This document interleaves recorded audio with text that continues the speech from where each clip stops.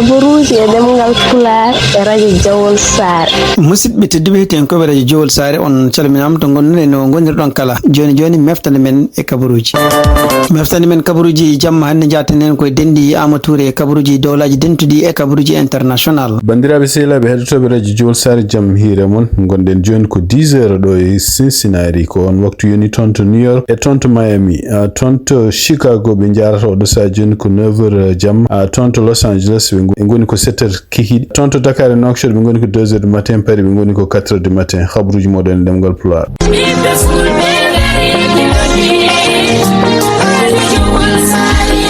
Radio Jawol Sare International dole lingu gondia kono dole Radio Jawol Sare ko hettuyankoɓe mum Amérique, Asie, Océanie, Europe, Afrique no keɗo Radio Jawol Sare International.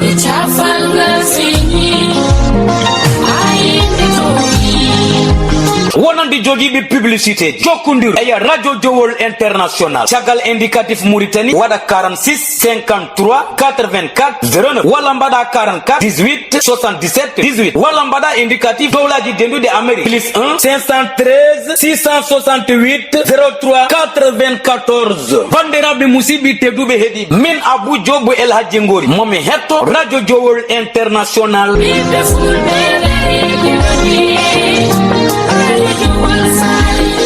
haburuji mon e ɗemgal Pulaar guiɗɗoɗen ko to état men hono kamɓe républicain mo ɓe cuɓi o candidat e lewru novembre hitande ujunnaji ɗiɗi e nogas jeegom hono kanko biyeteɗo Babi Charles e nder haaluji ɗiɗi o haali kadi no haalduji kadi no wayno journal biyeteɗo Bangor Daily News kañum hoore mum heɓɓisimi ɗiɗon haalluji o wi wonde woni ko kanko hoore makko mo namde hono gardiɗo ko fate gueɗe frontiére uji leydi hono kanko biyeteɗo Tam Homan yo neldu ko yimɓe ɓe ganduɗa militaire uji taw ko yimɓe dadiɓe immigration nelɗumen toon to nokkuji voteteɗi ɗi ay ɗum noon kadi e wiide mabɓe kadi ɗum ɗo kadi ma hadde yimɓe ɓe ganduɗa étranger ji wonɓe ɗo ene joɓa pour kañum hen koye men en joɓa pour yo gotan démocrate en wodde ɗum ɗo fof noon e tungade kadi gueɗe ɗe ganduɗa henne kamɓe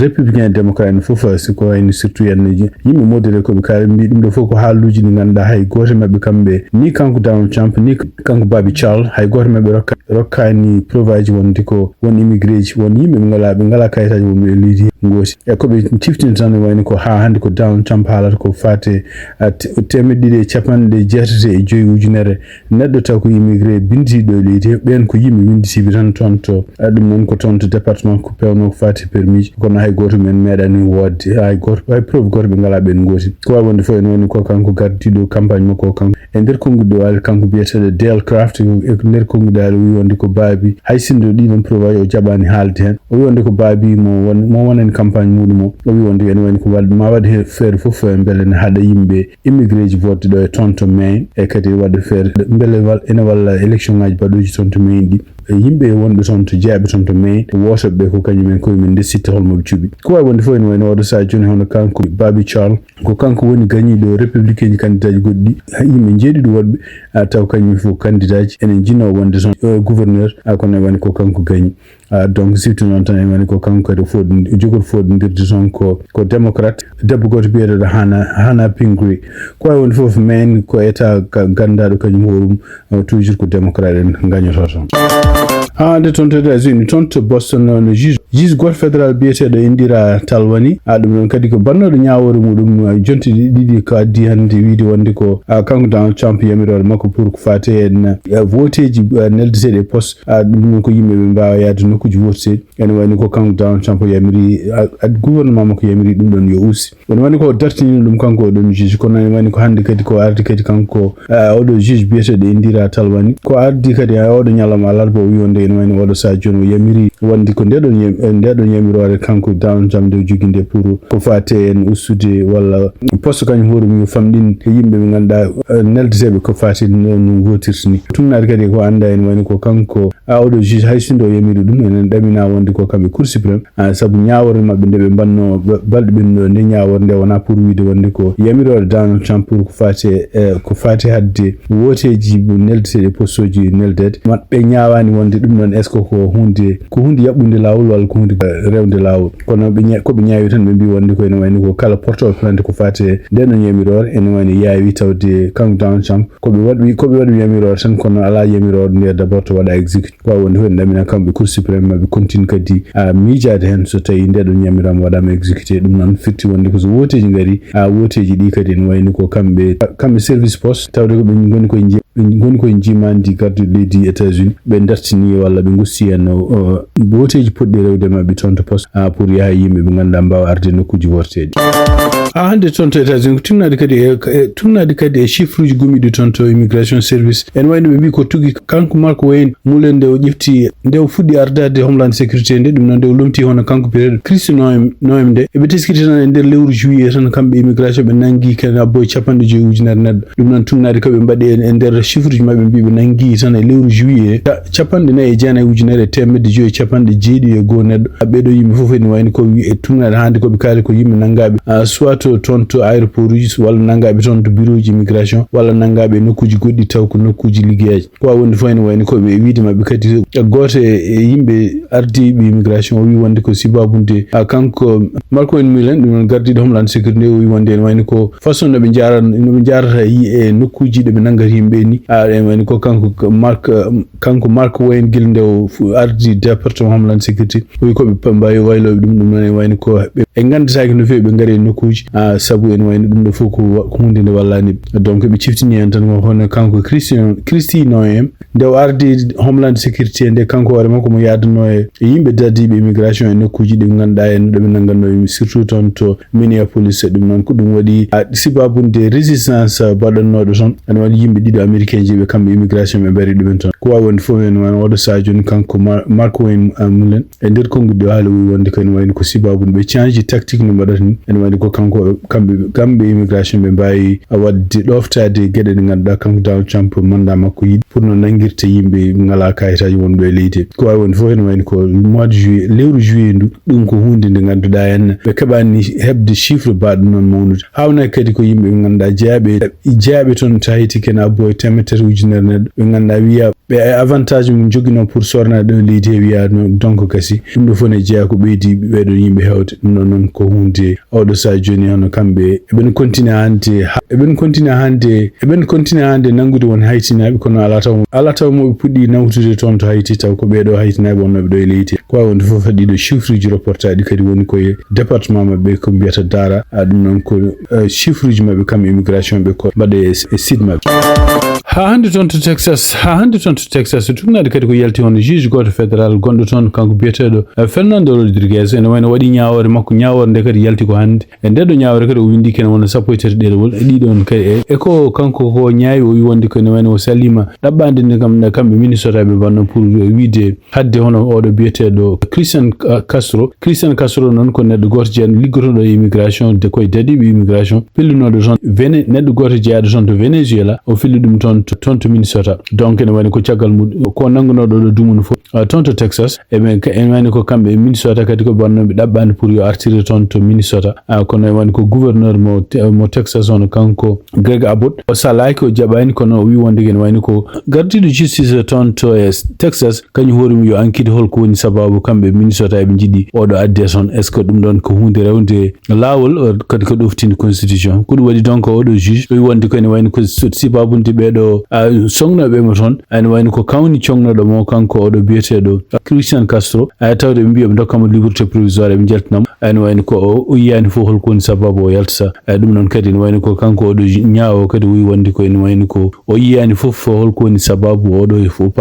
fotani oppede tawde ala fof risque gonɗo e muɗum pour ne dogane faya toon to Mexico walla ne yalta leydi ko wawi wonde fof ene wayni ko kanko gardiɗo justice toon to Minnesota kanko biyeteɗo Key Allison e nder konguɗi o haali wi wonde ko ene wayno omo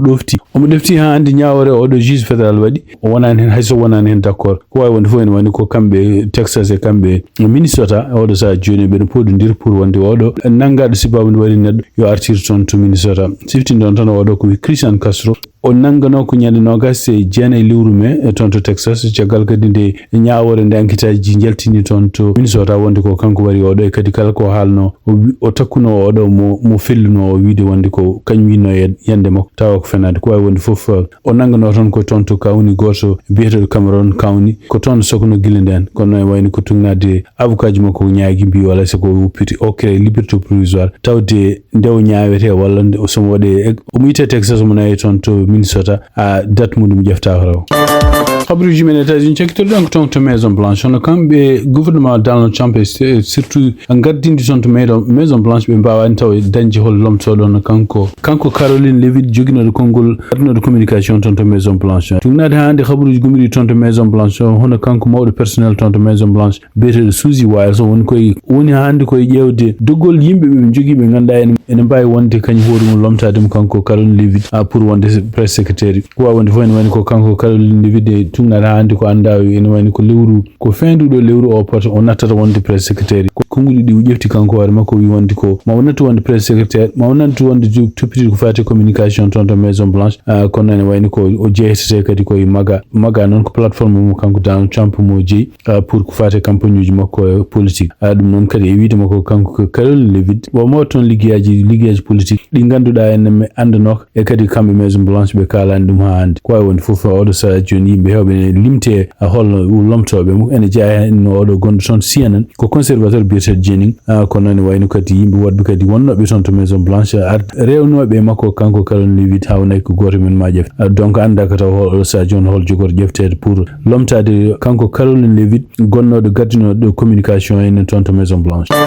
xabruji men international gidere ko jokkondiral kambe États-Unis kambe Canada en wayno ko hande galdo podindiral gongal hakkunde kanko administration makko kanko Donald Trump e kambe ardi tonto Canada neno beydo nyen fo bonde tumnade hande ko yalti on kanko ministre topidi ko fati ngalu son on kanko biyetedo François Philippe Champagne e der kongude jefto wi wonde en wayno ko kambe Canada kamben e pawi tarif wattade dollar pour dollar wonande kala ko États-Unis fo no mabbe dum non wi on tarif mo be pawi odo sa joni gede gumoto tonto États-Unis wonen ko 15%, 25% et 50% dum non ko gede keedu gumoto tonto États-Unis e tumnade hande ko kongude gumi tonto kambe ministère de prix ko fati finance e bi wonde dido produit gummotodi États-Unis so hisama kanyum ko ma ngabboye e milliard uji nogas dum ko dollar donc dedo gede ene jayan be mbiri jamde ene jayan gede partude cosmétique gede partude fourniture e gede équipement partude gede ndema produit ji électronique dum do foko hunde hisane ma boy milliard uji nogas dum do fo ari ko ciagalde kanko Donald Trump de o yo fawe produit ji gumoto tonto Canada ken wona 50% tarif dum no odon tarif non ko beydude frais de douane adido produit ji natoji do e Amerique tan gumoto tonto Canada wonande ko fawete umen ko way wonde kambe Canada aussi be mbi wonde ko be pudi wattade odo sa joni en wani ko nyande jeetat lewru septembre dum don be mbadata dum de exécuter dum do fo no firti wonde ko kaldigal wodane odo sa joni hakkunde kambe États-Unis e kambe Canada dum non ko tungnade hande ko anda en wani ko dido produit qualité du fof hawnaki ma burata wawde tampinte premier plan ko kambe Canada parce que en wani ko ko buri hewde ngaluma bi ko aussi dépandi ko gede de mbadata am deminel ta ciagalli kono kadi en wani kewdi kadi wani ko dépendino des produits gumoto di Canada surtout ko fate électricité ma tampu kadi taw dido netaji ngoni ko États-Unis dum non jayen New York en jayen Michigan e Minnesota ko wonde fof dum do kadi ko xabru cekkit wonande ummade ton hakkunde relation ngaji kambe Canada e kambe États-Unis dum non e wani ko kanko Donald Trump jabani hande yamnindi jabani hande usudi haluji bondi di halte Canada di en wani ton Canada kadi ministre ji kedu gon ton ko tawana kangol makko ton kanko premier ministre mo ledi Canada hono karne ministre ji kedu en wani jaabe gouvernement makko nen continue en jaabo en naata haluji kadi na kala haluji nyaadi seda xabruji ben international tonto Sénégal tungnade kadi kongude gomidi tonto Pastef donc bindi letruji non ko dabbande be kuccin dum odo sa dum non ko dabbande wiide wonde ko woteji e der leydi Sénégal dum non yo fuddo ko yaaci dum non kadi datmudum jefta dum non kadi dum wallata kadi ko kala ko fati activité ji campagne électorale fuddade dino letruji be kuccin dum ko ministère de l'intérieur de la sécurité publique kadi be bindi be neldi copie o en hono kardido leydi Sénégal hono kanko Bassirou Diomaye fay be neddi kadi copie goddo kadi commission électorale autonome gondo ton Sénégal nder communiqué mo ko be kalbe bi wonde ken wayni ko conseil départementaux gondo ton Sénégal e municipaux je wayni kanyum ko men cubono ko nyandi no gasetati lewru janvier hitandu junaji de no gasdi e dum non wayni ko dum do kadi ko pour mandat 5 ans donc en wayni ko be bi wonde be limti en coule L236 et L269 pour ko fati code électoral bi wonde ken wayni ko hesdisinde cubugol mabbe foti arde ko balde cepantas ko adinde mandat mabbe gasar dum no firti wonde ko e tugnade kadi article mobe kali hen L63 wi wonde ko en wayni ko bureau politique Pastef wi wonde ko en wayni ko fati élection ngaji pour wadde ko dimanche dum non donc mi wiide mabbe kadi o wi wonde ko date bawde dañede tan pour woteji mbada taw dimanche foti hawde ko nyande 17 lewru janvier hitandu junnaji e no gas jeedi ko dum wadi nyande alarba hande kambe mbadi nder dabandi pour wiide wonde ko alsako kambe laamu ngongu tongo dum non kanko président mo leydi Sénégal e kanko ministère makko topidi ko fate gedde nderdiri be mbada décret ko yaaci pour ƴeftude holde date woteji mbade ton to Sénégal dum non tungnade hande kambe parce que ko mbadi dum non ko hunde nde ganda kadi hay parti yimbe jeyabe opposition parti ji goddi kanyum ko yimena dabbi ala kongol gumingol ton to ngardingu leydi ndi surtout ko fate woteji ton to Sénégal kono ko haalate odo sa joni wani ko yimbe fonen ngullito en biyo wonde ko en wayni ko woteji potani ndo fonno wotede nde fotani waylede donc ala sago kanko basi jomo fay o wawa respectude kuule parde ko holde date woteji holde poti wotede habruji men international hande tonto Nepal e tunade kadi ko hisa odo sa joni ko fambi fo temdere capande jeegom neddo maayi sibabunde toboji bonno ton dido toboji kadi ne wadi ngaddi waameji di kadi ne wayno baawi mumtude gure kewde gure dum donc yimbe hewbe odo sa joni bondirama ton kono non ko wawi ko hisa tan odo sa fambi fo temdere capande jeegom neddo maayi hen balli men ko cam wawi wonde fo en wayno ben continue hande yilade yimbe e kadi ne wayno ko tunade hande no be kaldi be bi wonde étranger ji ronka bi yite odo sa joni ma abboy temdere capande nayi e dido neddo dawne jeya hen yimbe enjeji en jeya hen kadi yimbe wodbe jeyabe ton to Angleterre Malaisie Netherlands Portugal Afrique du Sud Corée du Sud en woni taw ko américain ji bedo foko yimbe étranger ji odo sa joni donc kam yite kambe Chine kadi be mbi wonde ko fambe fo en wayno be mayrama yimbe tas e kono en wayno odo sa joni nangi yidu temeddi capande jeegom e joyi neddo ko wonde fof en wayno ko ndedo yi wonde kadi ko wonde son to Nepal kadi en wayno ko wadi région ngaji takkedi mudum fof dañi didon toboji non ko kewdi ndiyam bonni gure kewdo e kadi yimbe hewbe mayi hen habruji men international cekten ko hakkunde kambe États-Unis kambe Iran tungnade hande kanko Donald Trump ko haali wi wonde ko en wayni ko odo sa joni o heñaki pour haldude Iran siftinde don tan wayni ko kambe Qatar ben continue odo sa joni wadde ka ƴewde kadi wadde maslahaji hakkunde kambe États-Unis kambe Iran e bele mbawa artude kadi be mbawa haldude way wonde fo en wayni ko ministre tungnade hande kongol kanko ministre topiri do affaire étrangère mo leydi Iran nder kongol do haali wi wonde ko plan mo États-Unis jogi odo sa joni pour deddude kambe Iran to en hutorade ko fate ngalu o yidum non ko plan mo ganda jokoran marché ko wonde woni ko kambe Iran non seulement be ngone campagne aussi pour yañude jokkondiral mabbe hoddibe mabbe kono aussi be ngone pour wawde ƴewde peeje ko aussi nabe jaltiniri ngalu mabbe surtout ko fate pétrole caggal leydi e wawde kadi jokkondirde e sela mabbe surtout ko wayno Chine ko wayno Russie pour bele odo plan mo États-Unis mo jaftata bele ne won ene wasa yarude yeso habru jaltude jonjon hono kambe Israel wala sa joni be na takka buya wonde ko be calima artirde balli kena boy temedde jettato neddo to ko Palestine be don yimbe kadi ko yimbe be ganda be bari e guerre mo be goni ton to Gaza taw be don yimbe kadi balli men ko rewbe njeya hen sukabe njeya hen dum do fukati ko gedde ganda ene bawde sifurede comme ko crimaji de guerre tunade hande service gumi ton ko wonde fu kambe Israel ben continue hande arama be ton to bangere rew Liban e ben continue hande kadi wadde njima gumbongu ton to Gaza haysinde ko nanodiral wadi ni no jam dañira ton to Gaza dum non tunada hande khabruji gumri ton to Turki khabruji men international sector den ko ton to Senegal tunade ko inda e nyalawme wala ko yida ki de umade ton to Dakar actualité on kanko premier ministre mo leydi Senegal Amadou Al Amin Lo en hawnek mo wiya wonde ko mo huccindire député de assemblée nationale nyande le 1er lewru septembre dum non ko wadde déclaration mako de politique générale tibitin don tan wayni ko kambe jaabe lunde kambe kadi assemblée o en be kollini heppere mabbe mawde jogi bonande pour heɗade mo kanko premier ministre mo leydi Sénégal pour wadde politique mo général dum no kadi ko gedal ngal fono wadde ko adi nogas joyi lewru utitan ujunaji de nogas jeegom tumnade ko yalti non wani ko kanko premier ministre mo leydi Sénégal fodondiri e mabbe kambe assemblée nationale nyande premier lewru septembre ko mo wartuno o wadanabe déclaration politique générale dum non ko woni programme makko kanko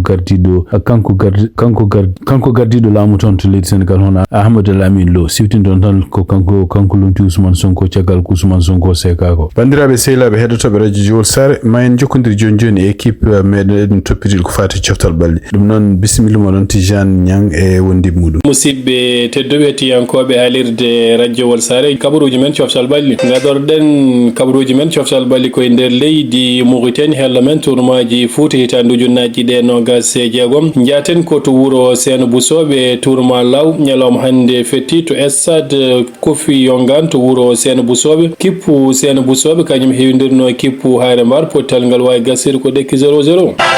ñalawma janggo tourma law ma jokku so woni 17h GMT to wuro Juude kippu Juude ma heewindira kippu Fonde ñalawma hanki kippu Bolol Doggo kañum heewindirno kippu Dungel pottal ngal wawno gasir ko dekki 0-0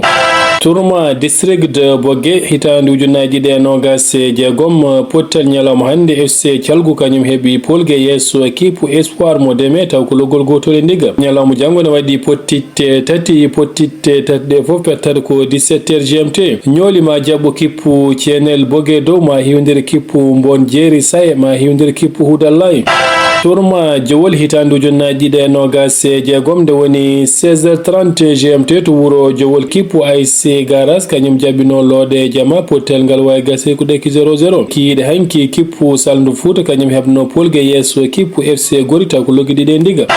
championnat ji dande fori hitande ujunnaji ɗe nogas e jeegom jatten hen koye musidɗo men Iba Bilali Sall musidɓe tedduɓe tiyankoɓe radio Jowol Sare yo jaam Allah kisal mum wonde e moɗon championnat ji dande fori en jokki ha joni so en puɗɗirima wuuro meɗen Dalhaya hande ne hawre alarba nogas e jeegom août 2026 musidɗo meɗen Ousmane Sow taw ko goto e joɗɗiɓe toon radio Jowol Sare o habri wonde nanggodirno ko FC vétéran kam e FC Wayndu Less ko FC Wayndu Less fi FC vétéran 3-0 so en jeehi ha toon to wuuro meɗen likseɓe Gural Yero musidɗo meɗen Yagoba Gueye joɗni toon radio Jowol Sare o habri wonde tawaɗo hanki o nanggodirno ko FC Mergel kam e FC Sehil Hout kiwodirgal gasiri ko 0 partout ciftinen bandiraɓe tan wonde FC Sehil Hout qualifié kañum pour les demi-finales sen gartiɗo e wuuro meɗen Jingue Jeeri tawaɗo hanki o nanggodirno ko équipe FC Yakare kam e équipe FC Kawral kiwodirgal gasiri ko ɗekki 1 partout marque bi FC Yakare o ko atakama beteɗo Arda Wayga marque bi FC Kawral o ko atakama beteɗo Moussa Djibi Thiam so Allah jaaɓi jaabima championnat Jingue yowama fodde balɗe ɗiɗi gam jaɓɓade équipe yuman yiri ñande aljuma 28 août 2026